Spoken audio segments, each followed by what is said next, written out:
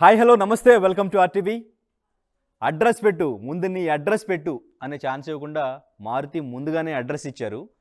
So మరి జనవరి 8 ప్రీమియర్స్తో release అయిన మన డార్లింగ్ ప్రభాస్ ది రాజా సాబ్ ఏంటి, ఎలా ఉంది, అసలు హారర్ కామెడీ జోనర్ని ఎంచుకున్నారు.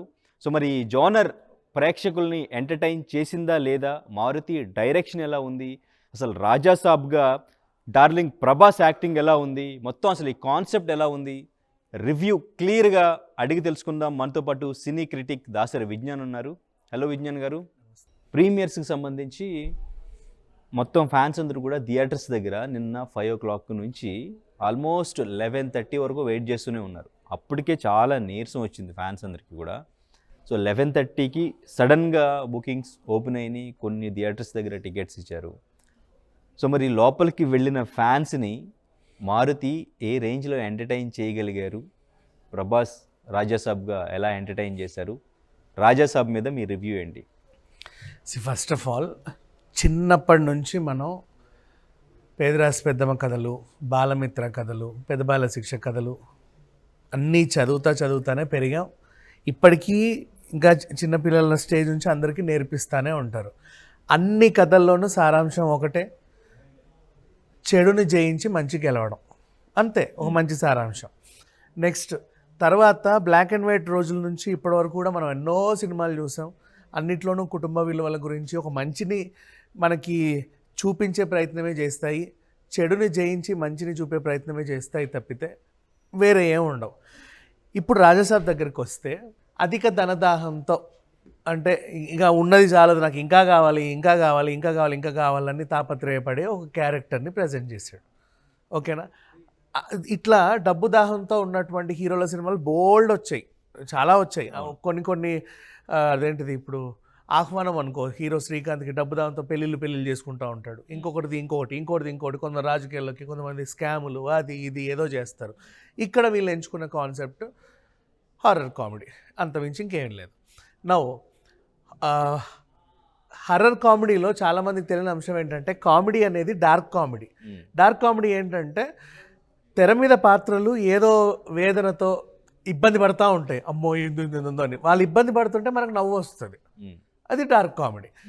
ఇక ఈ ఎలిమెంట్ని హారర్కి జోడించారు. ఎప్పుడు చంద్రముఖి టైం నుంచే ఉండింది. తర్వాత మారుతియే ఒక పునాది వేశాడు చిన్న సినిమాలకి, అంటే కొంచెం అప్పుడప్పుడే ఫేడ్ అవుట్ అవుతున్న హీరోయిన్స్ అందరికీ ఒక వరం లాంటిది. అలాంటి సినిమాలు బోల్డ్ వచ్చాయి, వాళ్ళందరికీ అవకాశాలు వచ్చాయి. ఈ రోజు వరకు కూడా మనం హర్రర్ కామెడీ చూస్తూనే ఉన్నాం. ఇక హిందీలో బాలీవుడ్లో అంటావా, స్త్రీ, బూల్ బులయ్య 1, 2, 3 పార్ట్స్ తీసుకున్న వాళ్ళు అదే జోనర్. అదొక నిన్నటి మన రష్మిక సినిమా, అంతవరకు అదంతా ఒక టైప్ ఆఫ్ యూనివర్స్, అదొక జోనర్. ఇంచుమించు అలాంటి కాన్సెప్ట్తో వచ్చిందే రాజాసాబ్, ఇంకా చెప్పాలి అంటే. అండ్ దీంట్లో ఒక నీతి ఉంది. ఇప్పుడు అతను ఉన్నాడు, రాజకుమారినే పెళ్లి చేసుకొని డబ్బు కోసం రాజకుమారిని మాయ చేసి పెళ్లి చేసుకుంటాడు. ఇక అదంతా గతం అయిపోయింది. ఆ పెద్ద ఆవిడ పాపం ఏదో అల్జీమర్స్తో బాధపడుతూ ఉంటుంది, కానీ మొగుడు మాత్రం బాగా గుర్తుంటాడు. ఏదో ఒకటి వీళ్ళని కలపాలన్న ప్రయత్నంలో రాజాసాబ్ జర్నీ స్టార్ట్ అయింది. ఆ జర్నీలో ఏంటి, ఖచ్చితంగా ఇంకా హారర్ సినిమా అంటే ఏదో ఒక బూత్ బంగ్లాని వెతుక్కుంటూ వెళ్ళాలి కాబట్టి అక్కడికి వెళ్ళడం, తనతో పాటు హీరోయిన్లు, అలాగే కామెడీ జోనర్ని కూడా న్యాయం చేయాలి కాబట్టి కొంతమంది కమెడియన్లు, ఇట్లా ఆ సెటప్లోకి రావడం, ఇక వాళ్ళు ఇబ్బంది పడడం, ఇతని లక్ష్యం ఏదో అతను ఛేదించుకుంటూ వెళ్ళడం, ఇది మనం మామూలుగా తెరమిది చూసాం. కాకపోతే ఇక్కడ ఏంటి, దయ్యానికి కూడా ఒక ఇంపార్టెన్స్ ఉండాలి కాబట్టి అసలు నువ్వు రాలేదు, నేనే నిన్ను రప్పించుకున్నాను, నువ్వు రావడానికి కూడా కారణం నేనే అనే జోనర్లో ఆ క్యారెక్టర్.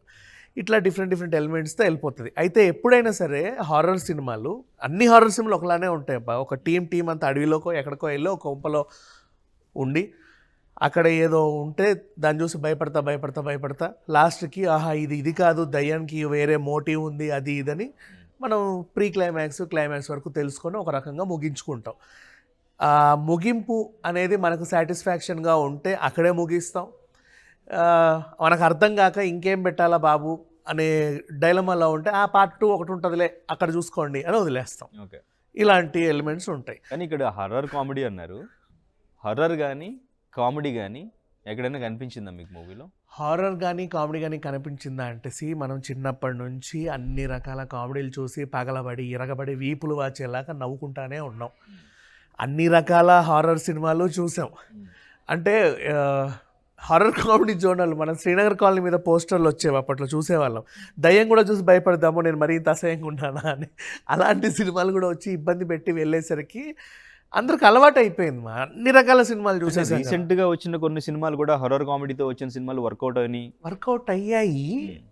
అవును, ఇక్కడ మెయిన్ అంటే ప్రేక్షకుల నుంచి చాలా మంది నుంచి వినపడుతుంది, ఎక్కడో హారర్ ఫీలింగ్ కానీ ఎక్కడ ఒక కామెడీ ఒక పంచ్ కానీ మేము ఎంజాయ్ చేసింది లేదు అనేది బాగా వినిపిస్తుంది. ఆ ఫీలింగ్ ఎందుకు వస్తుంది అంటే ఆ గతంలో వాళ్ళు చూసిన సినిమాల్లో ఉన్న పోలికలు ఇందులో కనిపిస్తే వస్తాయి. ఇప్పుడు ఫర్ ఎగ్జాంపుల్ బావి లోపల నుంచి వచ్చేవి తుంబాడ్లాగా అనిపించడం, లేకపోతే ఇంకొకటి ఏంటి ఆ మెయిన్ విలన్ క్యారెక్టర్ ఏమో మన పశుపతిని గుర్తు చేయడం, ఆలీబాబా 40 దొంగల్ని గుర్తు చేయడం, డబ్బు దాచే విషయం కానీ ఇట్లా డిఫరెంట్ ఎలిమెంట్స్ ఉన్నప్పుడు అనిపిస్తుంది అంటే ఇది వాళ్ళు అక్కడ చూసాం కదా ఇక్కడ చూసాం కదా, సరే అక్కడ ఇక్కడ చూసావులే ఇక్కడ కూడా చూడు, ఏమైంది తప్పే ఉంది, చూడడంలో తప్పే ఉంది, అంతమించి ఏం లేదు. ఇది నిజంగా చెప్పాలంటే ఒక మెసేజ్ ఓరియంటెడ్ సినిమా చందమామ కథల్లో నుంచి తీసినటువంటి ఒక నీట్ స్టోరీ, అంతే, అంతమించి ఏం లేదు. ఫ్యామిలీతో పాటు హ్యాపీగా ఎంజాయ్ చేయొచ్చు. అదేంటి ఇదేంటి అని వెతుక్కుంటూ వెళ్తే నువ్వు వెతుకులాటలోనే ఉంటావు కానీ సినిమాని ఎంజాయ్ చేయలేవు. అంటే ఈవెన్ ఫ్యాన్స్ కూడా 3 hours కూర్చుంటే అంటే ఎక్కడ కూడా మాకు ఒక ఎంటర్టైన్మెంట్ కానీ, అంటే డైరెక్టర్ మారుతి ఒక pan India star hero chance ఇచ్చినప్పుడు సరిగ్గా ఉపయోగించుకోలేకపోయారు అనేది బాగా వినిపిస్తుంది. 3 hours మొత్తం కూడా ఈవెన్ ఫ్యాన్స్ కూడా మాట్లాడుతున్న పరిస్థితి. సో ఎందుకంటే ఇక్కడ ఒకటి హిప్నోటిజం, ఇంకొకటి ఏదో మెటాఫిజిక్స్, సైకాలజీ, ఇవన్నీ మిక్స్ చేస్తే కన్ఫ్యూజ్ అయ్యారా, లేదంటే ప్రేక్షకులకి అర్థం కాలేదా ఏంటి? ఏది చెప్పకపోతే ఏం చెప్పలేదు అంటారు, అన్నీ చెప్తేనేమో ఇన్నెందుకు చెప్పామంటారు. ఇదొక బాధ. విషయం ఏంటంటే ఆ ల్యాగ్ ఫీలింగ్ ఎందుకు వచ్చిందో చెప్పనా. ఈ హారర్ కామెడీ సినిమాలలో, డార్క్ కామెడీ సినిమాలలో నువ్వు ఎక్కడికైతే నీ టీంని తీసుకెళ్తావో వాళ్ళు అక్కడ భయపడితేనే ఆ ఫీలింగ్ ప్రేక్షకుడికి కలగాలి. వీళ్ళేంటో రిసార్ట్కి వచ్చినట్టు రిలాక్స్ అయ్యేసరికి ఆ ఫీలింగ్ వచ్చింది. అంటే ఇప్పుడు హీరోయిన్ల రిసార్ట్లో ఉన్నట్టు వాళ్ళు ఏదో రొమాంటిక్ గా మాట్లాడుకోవడం. అదే విషయం ఏంటంటే హీరోయిన్స్కి ఏమో ఇష్టం ఉన్నట్టు కనీసం ఒక బంజారా హిల్స్ బొటిక్లో ఉన్న డ్రెస్లన్నీ ఇచ్చేసావు. ఆ కమెడియన్లకేమో ఇంకా చింపి వీళ్ళకి అలాగే ఉంటారు, వాళ్ళకి బట్టలు లేవో అన్నట్టు వాళ్ళు అలా ఉండడం. ఇంతే, అంటే ఉంటాయిలే చిన్న లోపాలు లేకుండా సినిమా ఇలా ఉంటుంది. But it's okay, not bad. చూడొద్దు అనే అంశాలు అయితే ఏం లేవు. క్లైమాక్స్ అయితే డిఫరెంట్గా ఉందా, హాస్పిటల్ ఎపిసోడ్ నీకు నిజంగా ఎమోషన్గా ఉందా, చాలు కదా. అవునండి, ప్రభాస్ లుక్స్ ఆబ్వియస్లీ లుక్స్ చాలా బాగున్నాయి. హాస్పిటల్ ఎస్పెషల్లీ ఆ సీన్లో ప్రభాస్ యాక్టింగ్ చాలా బాగుంది, చాలా ఎమోషనల్గా అనిపించింది. మరి ఇంకేంటి, కాకపోతే ప్రతి సీన్ అంటే ఏంటి ఇక్కడ ఏం జరుగుతుంది, ఇక్కడ నుంచి నెక్స్ట్ ఏ సీన్కి వెళ్తుంది, ఈ సీన్కి ఆ సీన్కి ఏమైనా సంబంధం ఉందా, ఆ ఫీలింగ్ స్టార్టింగ్ వచ్చింది. యాక్చువల్గా సత్య తీసుకురావడం వరకు బాగానే ఉంది. తర్వాత ఇమీడియట్గా వెంటనే పాటలు రావడం, బ్యాక్గ్రౌండ్ స్కోర్ కూడా తమను ఏదో చేస్తాడు అంటే చేసిన సినిమాలు కూడా మనకు ఉన్నాయి. ఏమీ లేని సినిమాలో కూడా బ్యాక్గ్రౌండ్ మ్యూజిక్తో గట్టెక్కిచ్చిన సినిమాలు మనం చూసాం.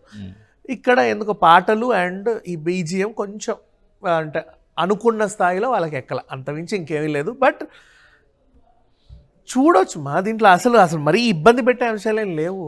అంటే ఇప్పుడు ఫ్యాన్స్ ఎక్స్పెక్ట్ చేసింది చూడొచ్చు అనేది కాదు.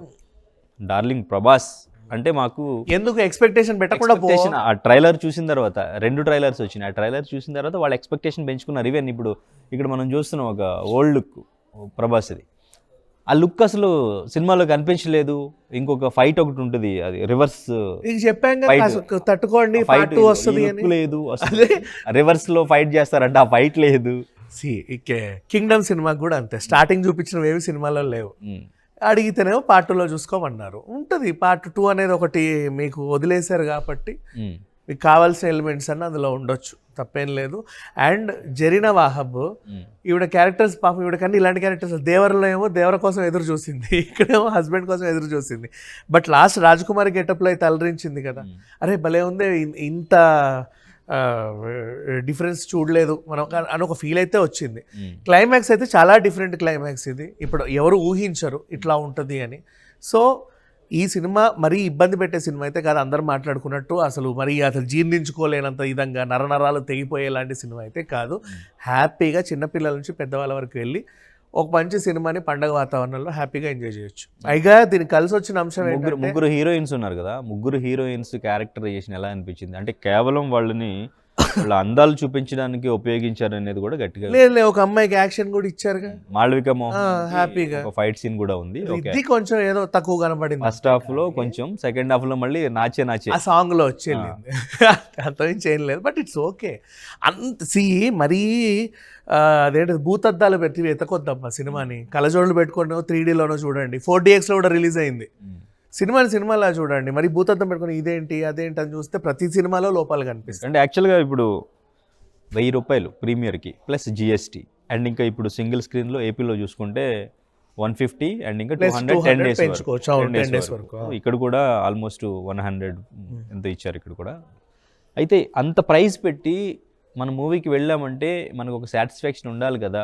అవును, న్యూట్రల్ ఆడియన్స్కి, ఫ్యాన్స్కి ఎలాగో రిలీజ్ రోజు చూస్తారు, అవును, హీరోని చూస్తే చాలు అనుకుంటారు. కానీ neutral audience, family audience, especially పండుగ టైం కాబట్టి ఫ్యామిలీతో వెళ్ళి సినిమాని ఎంజాయ్ చేయాలనుకుంటారు. అవును. మరి ఇప్పుడు ఆ ఫ్యామిలీస్ సినిమా కొంచెం అటు ఇటు టాక్ వచ్చినా కానీ అంత పెట్టి వెళ్ళి చూస్తారా? చూసినా మేబీ వాళ్ళకి ఒక సాటిస్ఫాక్షన్ అనేది వస్తుందా ఈ కంటెంట్? మనస్ఫూర్తిగా వస్తుంది. ఎందుకంటే అమ్యూజ్మెంట్ పార్కులు కూడా అంతే. నువ్వు పెరేడ్ గ్రౌండ్స్కి వెళ్తే 100 రూపాయల టికెట్ ఉంటుంది, సనత్ నగర్ ఎగ్జిబిషన్ గ్రౌండ్స్కి వెళ్తే నీకు 200 ఉంటుంది, వండర్లా వెళ్తే 2000 ఉంటుంది. ఇది కూడా అంతే. నీకు అంత విజువల్ వండర్ కావాలి, విజువల్ వండర్ ఉంటేనే నేను వస్తాను నువ్వు అంటున్నావు. నీకు విజువల్ వండర్ చూపించాలంటే వాళ్ళకు కూడా అంతే బడ్జెట్ అవుతుంది. నీకు అంత చూపించాలి అంటే ఆ మాత్రం టికెట్ రేట్లు 150-200గా పెంచిన తప్పే ఉంది. ఓకే, దే కెన్ హ్యాపీలీ 100% చిన్నపిల్లల నుంచి పెద్దవాళ్ళు హ్యాపీగా ఒక సినిమాని అయితే చూసిన ఫీలింగ్ అయితే కలిగిందే, కానీ మరీ ఇబ్బంది పెట్టేలాగా అసలు ఎందుకు వచ్చాం రా బాబు అని తల బీక్కునేలాగైతే ఏం లేదు. హ్యాపీగా ఎంజాయ్ చేయాలి. ఫస్ట్ నుంచి ప్రభాస్ క్యారెక్టర్ ఒక స్టార్ హీరోని దృష్టిలో పెట్టుకుని డిజైన్ చేసినట్టు అనిపించిందా, లేదంటే ఒక మిడ్ రేంజ్ హీరో ఎట్లా ఉంటాడో అట్లానే డిజైన్ చేసినట్టు అనిపించిందా? బాడీ లాంగ్వేజ్కి తగ్గట్టు చేశారు ప్రభాస్. ఇప్పుడు క్యారెక్టర్ రాసుకున్న నాట్ లైక్ దట్, అట్లా ఏం చూడాల్సిన అవసరం. మీరు బుజ్జిగాడు మేడ్ ఇన్ చెన్నై కానీ, డార్లింగ్, ఎన్ని సినిమాలు ప్రభాస్ క్యారెక్టర్ అట్లుంటేనే ప్రభాస్కి ఇష్టపడే ఒక ఫ్యాన్ బేస్ ఉంటుంది. సో వాళ్ళందరినీ మైండ్లో పెట్టుకొని ఈవెన్ కల్కిలో కూడా ఆ టచ్ ఇచ్చారుగా ప్రభాస్ బాడీ లాంగ్వేజ్కి తగ్గట్టు. సో ఆయన బాడీ లాంగ్వేజ్ని ఇష్టపడే జనాలు ఉంటారు కాబట్టి అందుకు ఆ క్యారెక్టర్ అలా రాసుకొచ్చారు, అంతమించి ఇంకేమీ లేదు. ఓకే, సో పాన్ ఇండియాగా ఇప్పుడు బయట స్టేట్స్లో కూడా రిలీజ్ అయింది కాబట్టి అక్కడ ఎలా ఉంటుంది పరిస్థితి? వర్కౌట్ అవుతుందా? 100% వర్కౌట్ అవుతుంది కాబట్టి, ఎందుకంటే హిందీ ఆడియన్స్ ఇంకా బాగా ఎంజాయ్ చేస్తున్నారు. ఎందుకు చెప్పనా, స్త్రీ, బుల్బులయ్య ఈ తరహా ఫ్యాన్స్ ఎక్కువ ఉన్నారు నార్త్లో, అందుకే ఆ సినిమాలన్నీ సక్సెస్ అయ్యాయి. ఓకే, సో హిందీలో ఎగబడి చూస్తున్నారు. మనమే భూతద్దాలు వచ్చాయి చేతుల్లోకి, కానీ అవి ఏమీ లేకుండా చాలా సింపుల్గా ఒక సినిమాకి వచ్చాము అని చూస్తే అరే భలే పర్వాలేదు బాగుంది అనే ఫీలింగ్ అయితే 100% ఉంది. ఓకే, 100% ఉంది. ఫైనల్లీ మూవీలో ప్లస్లు ఏంటి, మైనస్లు ఏంటి? అదే చెప్తున్నా, ప్లస్లు మైనస్లు అంటే మైనస్ విషయానికి వస్తే మనం ఇప్పుడు సినిమా అంటేనే ఒక ఫ్యాబ్రికేటెడ్ ప్రపంచం, వాళ్ళందరూ నటినటులే, వాళ్ళ ఆ నటన మనల్ని ఆకట్టుకునే విధంగా ఉండాలి. అండ్ మనకి అందులో ఇదేంటి ఇట్లా ఉంది అనిపించవద్దు. ఇందాక చెప్పినట్టుగా ఏదో రిసార్ట్కి వచ్చి రిలాక్స్ అయిన ఫీలింగ్ ఉందన్నాను చూసావా, అసలు ఆ మహల్కి వస్తే నువ్వు అడుగున భయపడాలి, అడుగు తీసి అడుగేస్తే భయపడాలి. నీకు చెమటలు గారుతుంటేనే వీళ్ళకి అమ్మో ఏదో అయింది అనే ఫీల్ రావాలి. ఆ హీరోయిన్స్ని అందులో నుంచి నువ్వు కనుక డిలీట్ చేసేస్తే, ఆ పర్ఫార్మెన్స్ డిలీట్ చేస్తే మిగతాదంతా ఓకే. ఓకే, అంటే అంత యాక్చువల్గా 3 హీరోయిన్లు ఉన్నారు అంటే ఏదో ఉంటుందేమో అనుకున్నారు, కానీ అక్కడ ఏమీ లేదు యాక్చువల్గా చెప్పాలి అంటే. వాళ్ళ అవసరం కూడా లేదు. సో సింగిల్గా ప్రభాస్ ఉన్నా కూడా ఈ సినిమా మేబీ ఇంకా బాగుండేదేమో, ఎందుకంటే బామ్మ మనవడు ఎమోషన్స్తోనే నీట్గా నెట్టుకొచ్చారు. వీళ్ళు జస్ట్ ఏదో ఆ రొమాన్స్ సీన్లో ఉండడానికి, ప్రభాస్ రొమాన్స్ కూడా ఇంకా బాగా చేయగలడు అని నిరూపించడానికే పెట్టినట్టుందే తప్ప అంతమించి ఇంకేం లేదు. అండ్ ఈ కమెడియన్స్ కూడా ఇప్పుడు ప్రభాస్ సీన్ అయినా, ఇతనైనా, వీటీవీ గణేష్ అయినా ఏదో అంటే ఆల్రెడీ అన్ని సినిమాల్లో చేసినట్టే ఇక్కడ చేశారే, కానీ కొంచెం ఏదైనా ఉంటే బాగుండు అనిపించేది. ప్రభాస్ విషయంలో పెద్ద ఆవిడ విషయంలో అయితే ఎలాంటి ఇది లేదు. Okay, right. బట్ సంక్రాంతికి రేస్లో ఇంకా చాలా సినిమాలు ఉన్నాయి. సో నెక్స్ట్ మనశంకర్ వరప్రసాద్, భర్త మహాశైలికి విజ్ఞప్తి, అనగనగా ఒక రాజు, నారీ నారీ నడుము మురారి. సో మరి ఈ మూవీస్కి పోటీగా రాజసాబు ఎంతవరకు నిలుస్తుంది? నెక్స్ట్ వచ్చే సినిమాల పరిస్థితి ఎలా ఉంటుంది? వాటికి రాజసాబ్కి సంబంధమే లేదు, ఎందుకంటే అవన్నీ కూడా ఫ్యామిలీ ఓరియంటెడ్ కామెడీ సినిమాలు. ఇది ఒకటే కొంచెం హర్రర్ కామెడీ జోనర్లో వచ్చింది. సంక్రాంతి రేస్ అనేది పక్కన పెడితే ఈ సంవత్సరం మొత్తం చాలా హ్యాపీగా ఈ సినిమా గురించి మాట్లాడుకోవచ్చు, ఎంజాయ్ చేయొచ్చు. ఓకే. సంబంధమే లేదు వాళ్ళకి. అవన్నీ కామెడీ జోనర్స్లో వచ్చినటువంటి ఫ్యామిలీ ఎంటర్టైనర్ సినిమాలు. ఇది కూడా ఫ్యామిలీ ఎంటర్టైనరే, కాకపోతే ఏంటంటే కొంచెం హారర్ కామెడీ జోనర్లో ట్రై చేశారు అంతే. ఓకే. నెక్స్ట్ మారుతి ఫ్యూచర్ ఏంటి, ఎట్లా ఉంటుంది నెక్స్ట్ సినిమా బంగారంలా ప్రాజెక్టులు ఉంటుంది, ఉంటాయి? బంగారంలా ఉంటుంది. ఎందుకంటే ఇప్పటివరకు చిన్న చిన్న హీరోలతో నెట్టుకొచ్చాడు, ఒక పాన్ ఇండియా హీరోని డైరెక్ట్ చేశాడు అంటే నెక్స్ట్ ఇంకో పాన్ ఇండియా హీరోతో అలా వెళ్ళిపోతూ ఉంటాడు. ఓకే. అతనికి ఏం ప్రాబ్లం. రాజాసాబ్ 2 ఉంటుందా డెఫినెట్గా? 100% వాళ్ళకి ఓకే అనుకుంటా. ఎందుకంటే ఇది రావడానికే 3-4 ఏళ్ళు పట్టింది. ప్రభాస్ డేట్లు ఖాళీగా ఉండి నెక్స్ట్ ఇప్పుడు ఫౌజీ, స్పిరిట్ ఇవన్నీ రిలీజ్ అయిన తర్వాత అతను కొంచెం ఫ్రీ అయితే నీకు రాజసాబ్ 2 కావాలంటే 2030 తర్వాతే ఆలోచించవచ్చు. ఇప్పట్లో అయితే డేట్ లేవు కదా, 2 or 3 తీయడానికి. Okay, right. So finally out of 5 me rating ఎంత ఇస్తారు రాజాసాబ్కి? ఈ రాజాసాబ్కి ఇట్లాంటి సినిమాలకి రేటింగ్ ఇవ్వలేము, ఎందుకంటే వీళ్ళు ఒక మెసేజ్ ఓరియంటెడే వచ్చారు. అది ఇప్పుడు ఒక చందమామ కథ లాంటి సినిమా ఇది. చరిత్ర సృష్టించినోడు ఇప్పుడు ఆ చరిత్రని తిరగరాయబోతున్నాడు. అబద్ధాల గోడల్ని బద్దలు కొట్టి నిజాలను రాగా మీ ముందుంచబోతున్నాడు. నిజమైన వార్తల కోసం వెంటనే డౌన్లోడ్ చేసుకోండి రా యాప్ని.